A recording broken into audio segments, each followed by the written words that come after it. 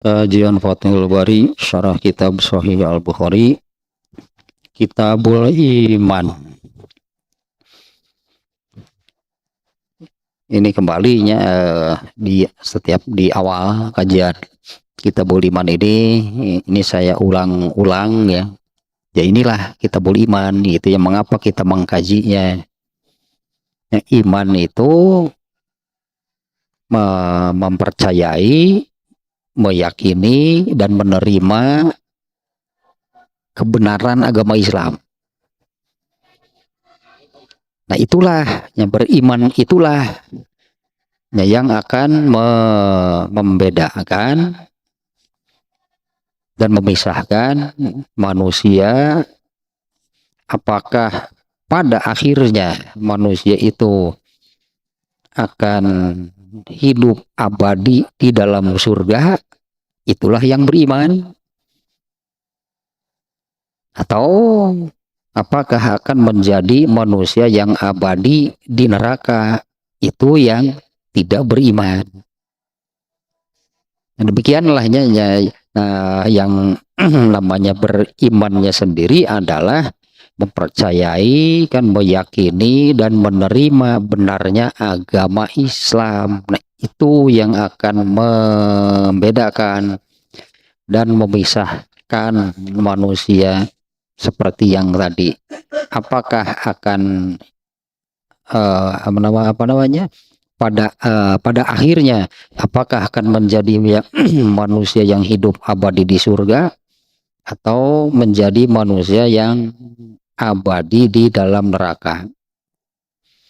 Yang kemarin bab 9 sangat panjang ya pembahasannya, yaitu tentang halawatul iman. Halawah itu manis, maksudnya di sini adalah nikmatnya. Nah, yang tadi yang iman itu, beriman itu nikmat. Ya, halawatul iman itu, nah nikmatnya yang tadinya kalau mau gitulah ya, mau mempercayai, meyakini dan menerima benarnya agama Islam, itu nanti akan merasakan nikmatnya beriman. Namun demikian kan ada syarat-syarat atau kriteria, ada hal-hal yang wajib dipenuhi untuk bisa merasakan, ya, untuk bisa merasakan manisnya iman. Ini catatan terakhir lah ya dari bab 9 nih. Ada 3 nih. Yang pertama, makna halawatul iman istilzadu ta'ah. Makna dari manisnya iman itu adalah rasa nikmatnya, rasa nikmat ketika taat kepada Allah. Ini kesimpulan lah ya. Yang dimaksud dengan halawatul iman itu adalah istilzadu ta'ah, rasa nikmat yang didapat, yang dirasakan ketika taat. Kemudian yang kedua nih, kesimpulan akhir lahnya, catatan terakhir.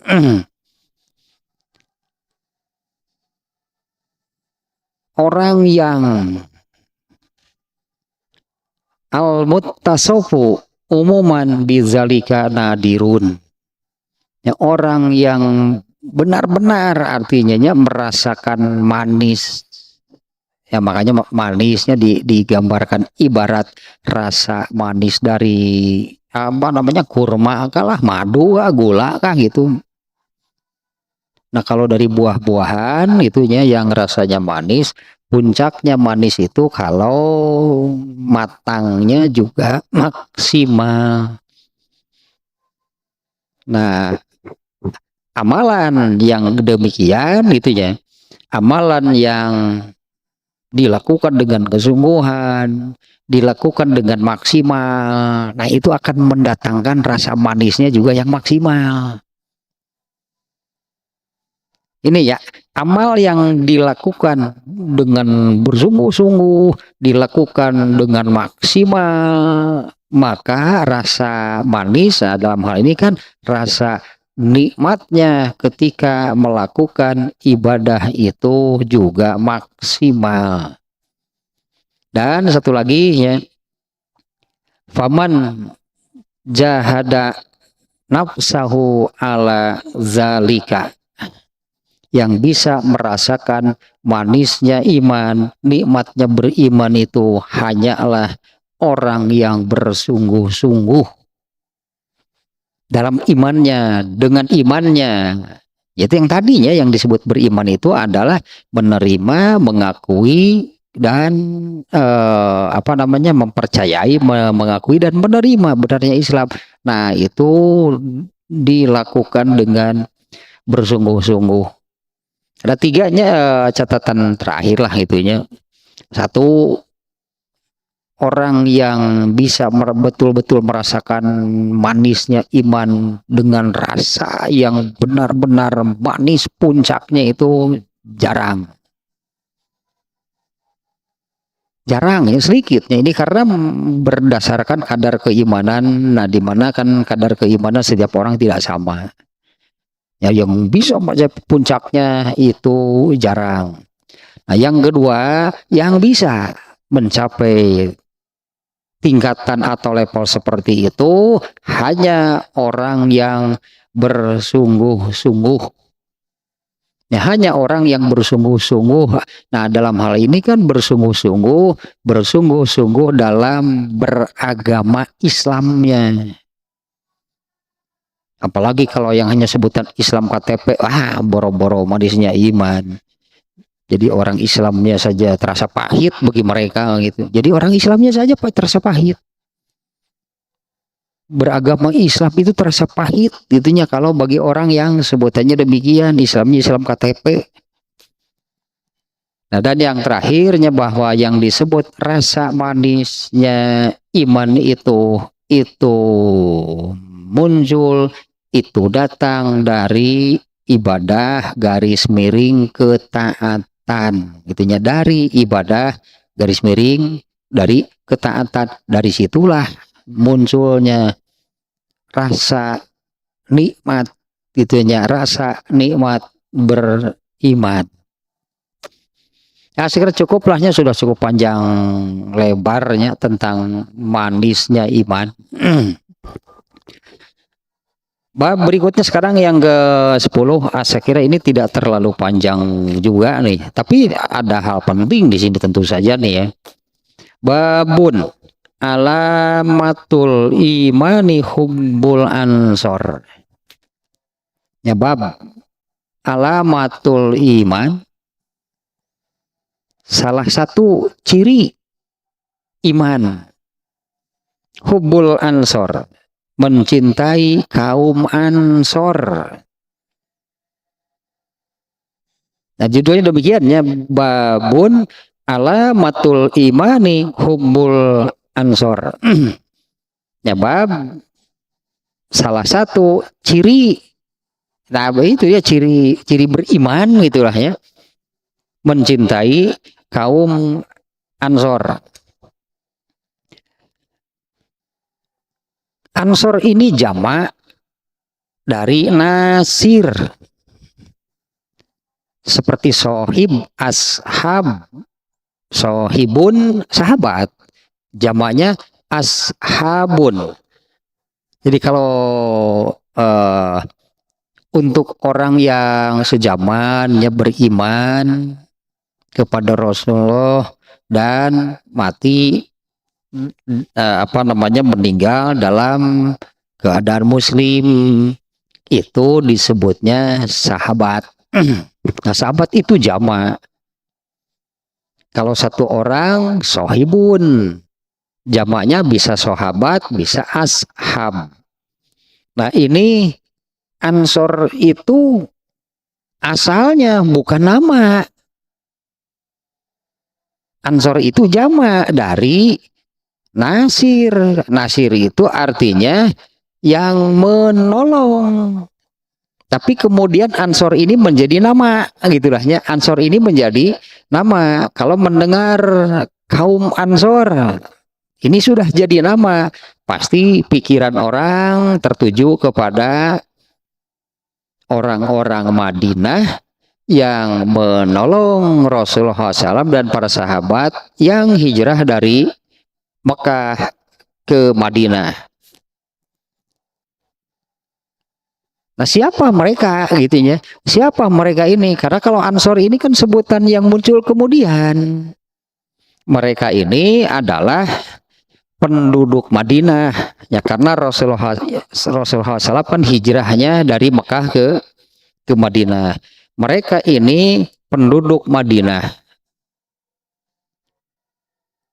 Di Madinah itu ada dua kabilah besar, yaitu kaum atau kabilah Aus al-Khazraj. Aus dan Khazraj. Dua kabilah ini, dua kaum ini, sebetulnya ini mereka bermusuhan secara turun-temurun sudah lebih dari 100 tahun nih, Aus dan Khazraj. Ini dua penduduk Madinah nih. Suku Aus lah gitunya, kita menyebutnya suku Aus, suku Khazraj. Mereka ini bertikai bermusuhan sudah 100 tahun lebih, di atas 100 tahun lah itunya. Itu diwariskan permusuhannya.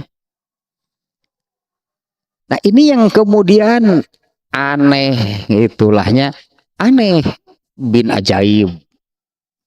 Ini dua suku besar di Madinah yang bermusuhan sudah ratusan tahun. Kemudian mereka ini berkoalisi, mereka ini bergabung menjadi orang-orang yang menolong Rasulullah waktu hijrah ke Madinah, yang kemudian disebut penolong-penolongnya. Ansor itu jama dari Nasir, Nasir artinya penolong. Nah, ini ada yang aneh bin ajaib. Mereka ini kok bisa gitu ya. Rasulullah SAW mau hijrah ke Madinah, sekonyong-konyong gitulah, sekonyong-konyong. Tiba-tiba ini dua suku yang bermusuhan turun-temurun sudah ratusan tahun bergabung menjadi jadi kelompok gitunya, menjadi kelompok yang menolong Rasulullah SAW dan para sahabat yang hijrah.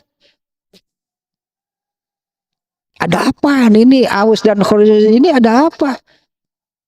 Padahal sebelum mereka kemudian bergabung lah ya, bergabung yang kemudian mendapat sebutan Ansor, sudah beberapa orang, sudah banyak yang berusaha mendamaikan mereka. Karena ini sering nih terjadi pertikaian, pertengkaran, perkelahian itu di antara dua kaum ini sering. Ini sudah ratusan tahun. Sudah beberapa orangnya yang berusaha untuk mendamaikan mereka, gak pernah ada yang berhasil.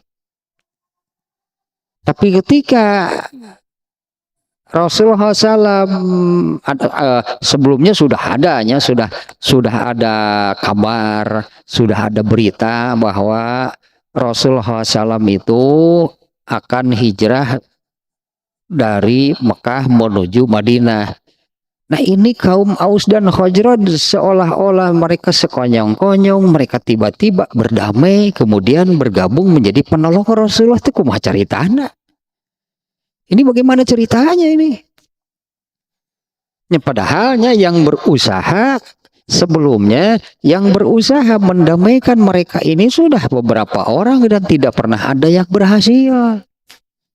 Nah, ternyata ini jawabannya.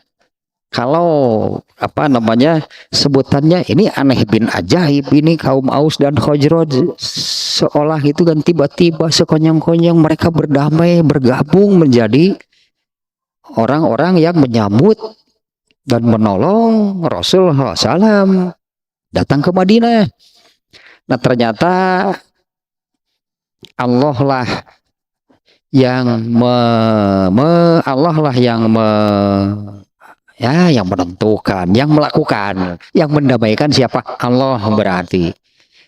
Karena dua kaum ini, Aus dan Khazraj, didamaikan oleh beberapa orang yang berusaha untuk mendamaikan suku Aus dan Khazraj, tidak pernah ada yang berhasil. Allah lah yang mendamaikan mereka. Ini ayatnya nih. Jelas ini di ayat ini. Allah lah yang mendamaikan mereka. Ayat surat Ali Imran 103. Aduh, ya mau gue banget Allah urang pisan atau ya mah. Surat ayat mah tuh urang pisan ieu mah ayat 103 surat Ali Imran mah. Auzubillahi minasyaitonirrajim. Wa tasimu bihablillahi jami'a wa la tafarraqu. Wah, piraku teu apal ayat eta. Terlalu teu apal ayat eta mah. Wa tasimu bihablillahi jami'a wa la tafarraqu. Berpegang teguhlah kalian semua kepada tali Allah dan jangan bercerai-berai. Nah, yang ininya nih. Wazkuru ni'matallahi alaikum iz kuntum a'daan fa'alafa baina qulubikum fa asbahtum bi ni'matihi ikhwana. Nah, ini bagian ininya nih. Dan ingatlah akan nikmat Allah. Ingatlah akan nikmat Allah atas kalian, yaitu iz kuntum a'daan. Dulu kalian bermusuhan. Fa'alafa baina qulubikum, lalu Allah meluluhkan hati kalian. Ini oleh Allah nih dikondisikan demikian. Padahal sekali lagi ya, Aus dan Khazraj ini dua suku besar di Madinah yang bermusuhannya sudah turun-temurun, permusuhannya diwariskan. Sudah banyak orang yang berusaha untuk mendamaikan mereka. Tidak pernah ada yang berhasil.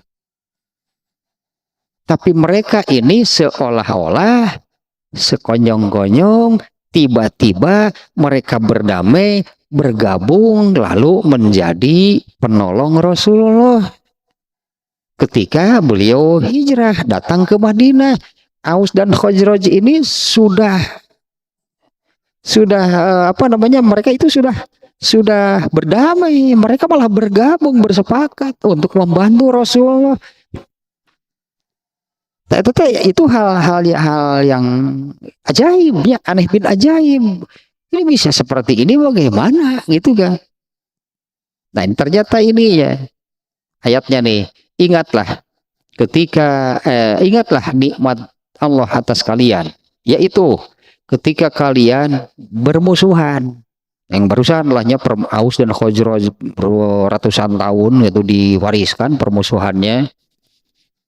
Id kuntum a'daan fa'alafa baina qulubikum, maka ia Allah alafa baina qulubikum, Allah meluluhkan hati kalian. Jadi mau berdamai artinya ya. Jadi mau berdamai nih di antara dua suku besar ini. Fa'alafa baina qulubikum. Kemudian Allah meluluhkan hati-hati kalian. Fa'asbahtum binikmatihi ikhwana, maka berubahlah kalian dengan nikmat Allah itu menjadi saudara. Ini aneh bin ajaib nih, yang bermusuhan sudah ratusan tahun sudah diwariskan permusuhannya.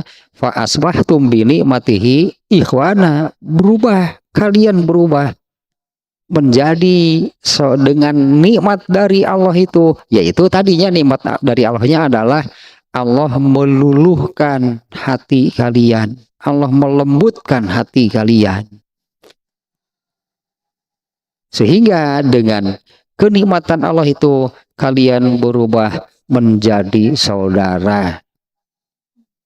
Pokoknya aneh bin ajaib lah ya, emang gitu. Kalau bukan mungkin demikiannya. Kalau bukan Allah pelakunya, karena sudah ada beberapa orang ya yang berusaha nih untuk mendamaikan suku Aus dan Khazraj. Di antaranya yang terakhirnya yang berusaha mendamaikan itu adalah Abdullah bin Ubay. Yang kemudian Abdullah bin Ubay ini tidak masuk ke dalam kelompok Ansor. Abdullah bin Ubay ini justru menjadi pemimpin kaum munafik di zaman Rasulullah SAW itu Abdullah bin Ubay. Dia tidak masuk ke dalam kelompok Ansor karena Abdullah bin Ubay ini merasa usahanya untuk mendamaikan Aus dan Khazraj ini tiba-tiba diserobot gitulahnya oleh kedatangan Rasulullah. Jadi seolah-olah saya yang berusaha bekerja kerasnya untuk dari awal mau untuk mendamaikan Aus dan Khazraj, tiba-tiba Muhammad datang mengambil hasilnya, enak aja. Seolah-olah gitulah, tiba-tiba Muhammad datang, mereka ini mengambil hasilnya karena Aus dan Khazraj ini kan sudah berdamai seperti yang disebutkan di ayat ini.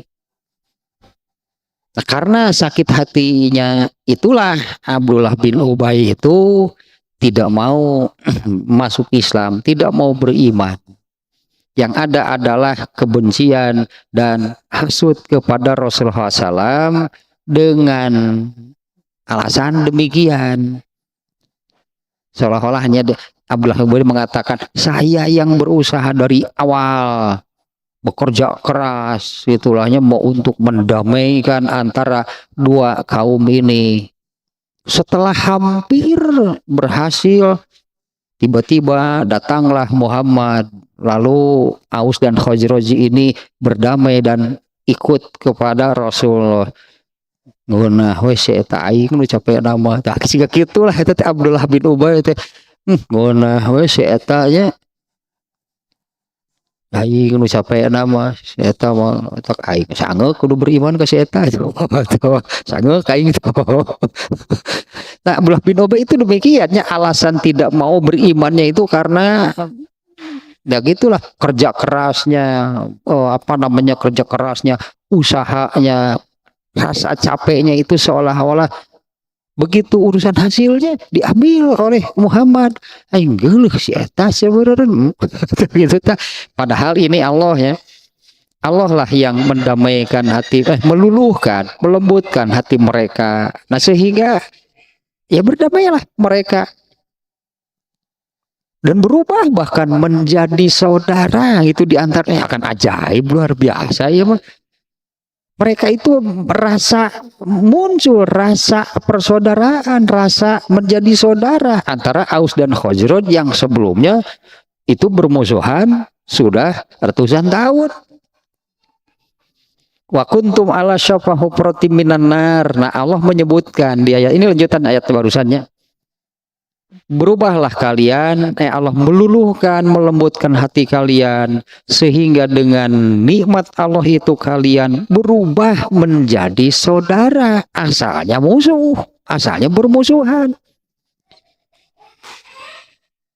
Dan dulu ketika bermusuhan itu, wa kuntum ala syafa hufratim minan nar, kalian itu hidup seolah-olah, bukan seolah-olah lagi sihnya Allah menyebut di sini. Ketika bermusuhan, sebelum Allah meluluhkan hati kalian, menjadikan kalian saudara, kalian berada di tepi jurang neraka. Lalu Allah menyelamatkan kalian dari sana. Nah, itu ayatnya ya.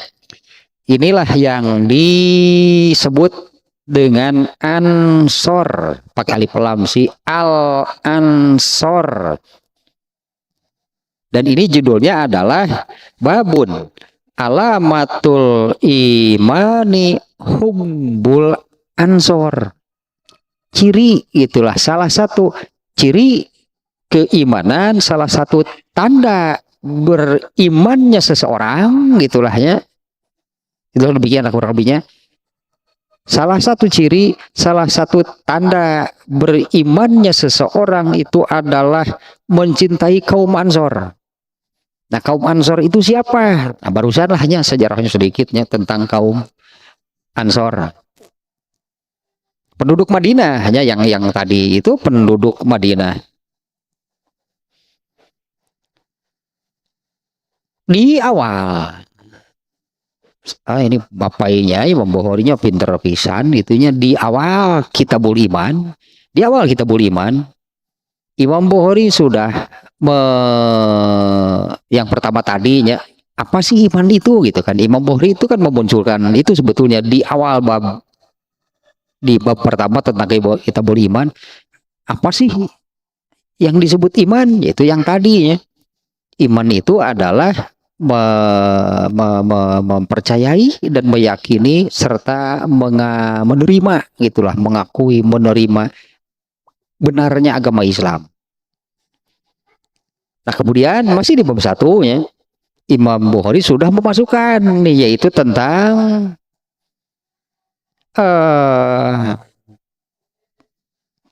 termasuk beriman atau apa namanya, bisa disebut identik lah itunya, bisa disebut identik atau bisa disebut ciri yang paling gitu, ciri yang paling apa namanya, yang paling besar dari yang namanya beriman ini adalah mencintai karena Allah.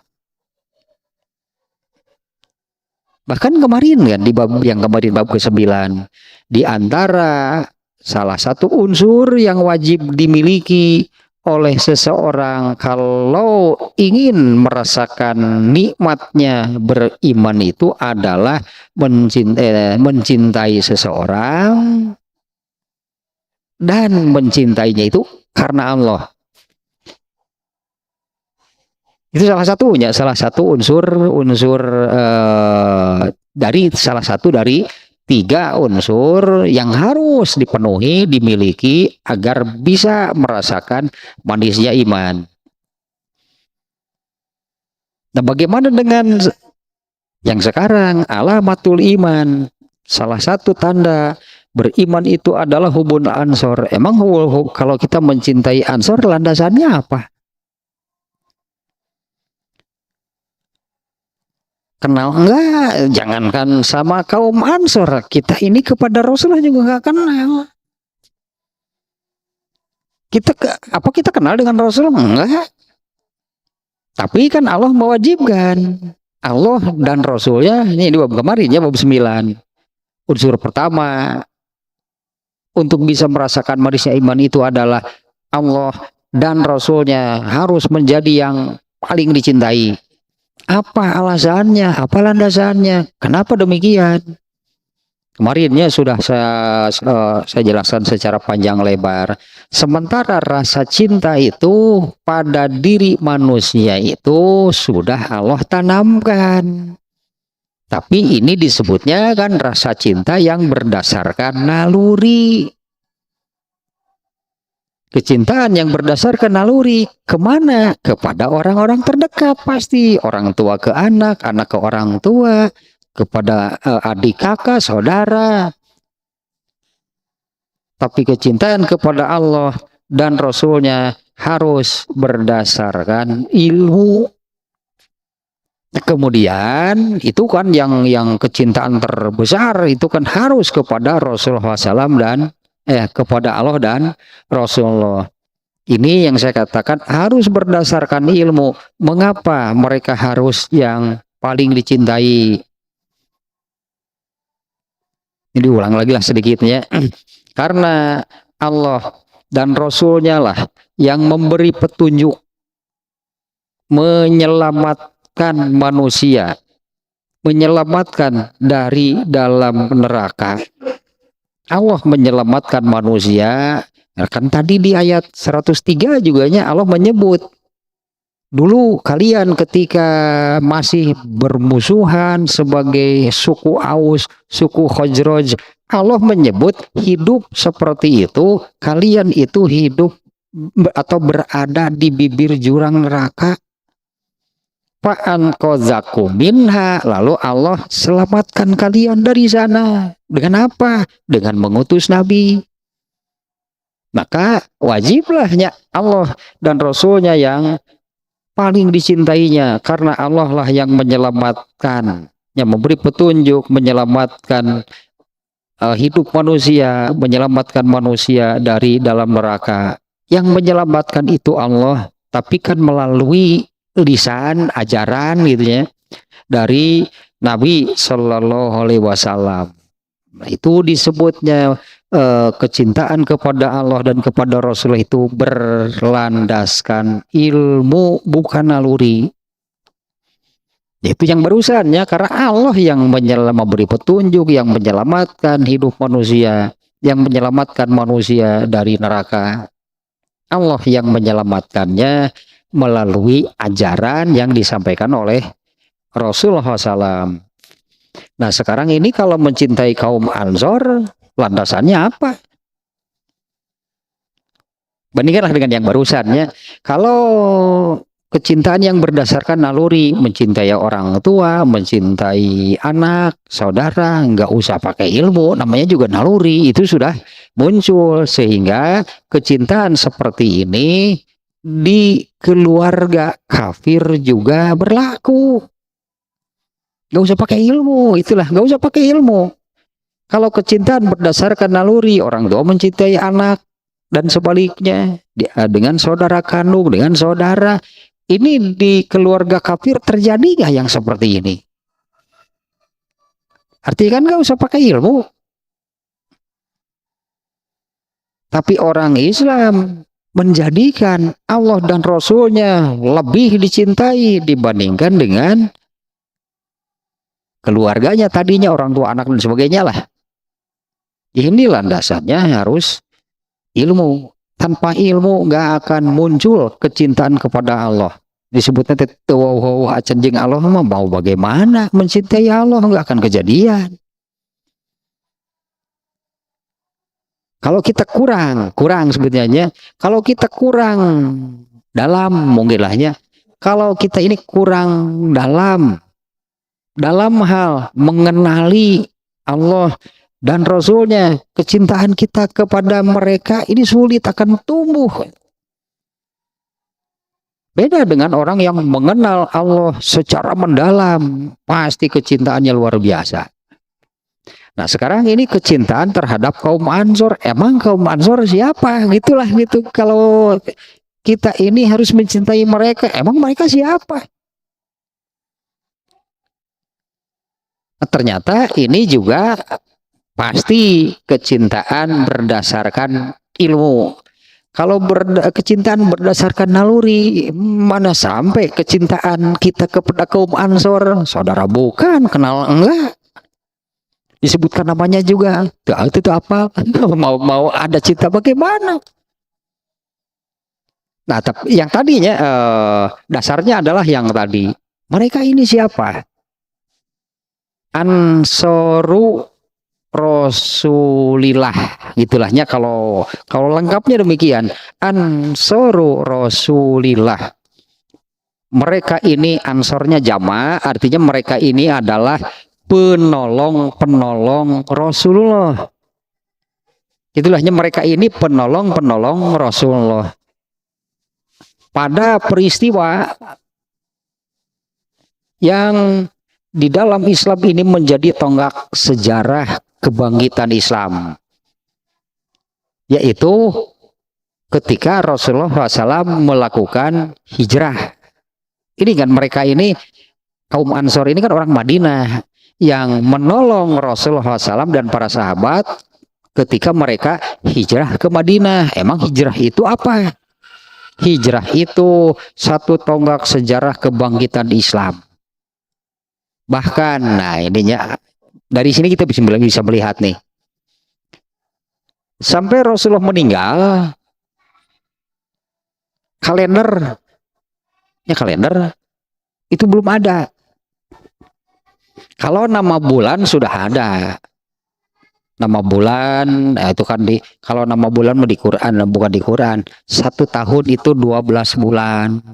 Itu di Quran juga ada.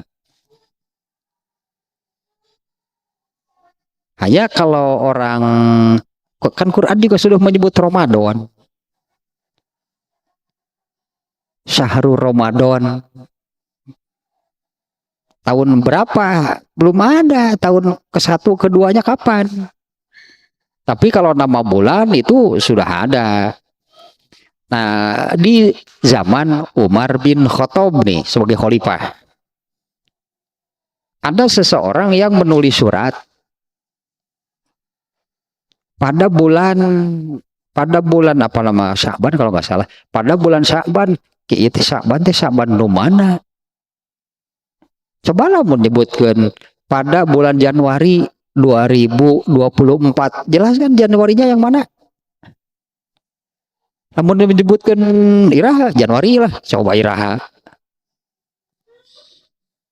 Kalau yang telah lalu misalnya kan Januari yang sudah lewat banyak kan. Kalau nyangkelah Januari Januari rot iraha hengkewe mun maneh geus pae tah kakana. Ya sebenarnya rek mayar teh kelas Januari sok ngomong gitu wungkul menyebutkan tahun. Padahal maksud saya Januari nate Januari ketika kamu sudah meninggal, daing maksudnya mau mayar. Nah, maksudnya mau mayar. Januari ya pokoknya mah. Nah, dulu ada surat seperti itu di zaman Umar bin Khattab. Aduh, Syaban yang mana ini? Nah, maka terpikirlah oleh Umar bin Khattab harus nih dibuat penanggalan. Umar bin Khattab kemudian mengajak musyawarah sahabat-sahabat penting lah gitunya, sahabat-sahabat penting untuk menetapkan penanggalan, membuat kalender. Nah, tahun pertamanya mau kapan? Nah, diantaranya musyawarahnya itu tahun pertamanya kalau kita membuat kalender penanggalan Islam, tahun pertamanya mau kapan? Ada 4 usulan. Tahun pertamanya itu tahun lahirnya Rasulullah. Yang kedua, usulan keduanya tahun pertamanya itu tahun diutusnya beliau sebagai nabi. Yang ketiga tahun hijrahnya nabi. Yang keempat tahun wafatnya nabi. Nah, dari 4 usulan ini nih yang diambil supaya ini betul-betul menjadi maksud Umar bin Khattabnya dengan kejeniusannya ditetapkanlah tahun pertamanya itu penanggalan Islam itu dari tahun terjadinya hijrah. Sebelumnya belum ada tanggal, belum ada tahunnya. Misalnya kapan sholat diwajibkan? Sholat itu diwajibkan kan melalui peristiwa Isra Mi'raj. Isra Mi'raj itu kapan? Isra Mi'raj itu ketika Rasulullah masih di Mekah, belum hijrah, belum ada tahunnya berarti. Isra Mi'raj itu tahun keberapa? Tahun keberapa? Min 2 gitu. Aya tahun minus segala. Min 2 tahun oge. Karena kejadian Isra Mi'raj itu 2 tahun sebelum hijrah. Jadi di kalender hijriahnya tahun berapa? Belum ada. Min 2 berarti. Kalender kejadian itu apa namanya Isra Mi'raj itu kapan? Min 2. Tapi kalau saum itu bulan Ramadan, saum di bulan Ramadan itu Allah wajibkan ibadah saum di bulan Ramadan tahun keberapa? Itu baru tahun kedua. Nah, tetap peristiwa hijrah teh seperti apa hijrah? Hijrah mah antara hidup dan mati. Itulah hijrah itu antara hidup. Makanya ini sebagai peristiwa besar yang menjadi tonggak sejarah. Kalau berhasil berarti hidup, kalau gagal mati lah gitu ya. Hijrah mah gitulah antara hidup dan mati. Coba nih andai Rasulullah SAW bisa ditangkap, karena kan waktu hijrah ini kan dikejar oleh kaum kafir Quraisy. andai Rasulullah tertangkap, dibunuh, selesai Islam. Kemudian Allah kan menyembunyikannya di Jabal Sur, di gua itu, gua Sur yang bukan gua sebetulnya. Sampai oleh Allah kan harus ditutupinya mulut gua, tanda kutip, bukan gua sebetulnya ya. Sampai Allah tutupi gitu mulut guanya itu dengan sarang laba-laba. Itulah bagaimana cara Allah menyelamatkan Rasulullah waktu hijrah. Sampai sebetulnya musuh itu sudah menduga bisa jadi nih Rasulullah bersembunyi di sana. Ya sudah ada dugaan Rasulullah itu bersembunyi di sana. Abu Bakar kan sudah putus asanya, kehabisan harapan. Kemudian kan oleh Rasulullah justru ditenangkan, la takhaf wa la tahzan, kamu jangan takut, jangan bersedih, innallaha ma'ana, sesungguhnya Allah beserta kita.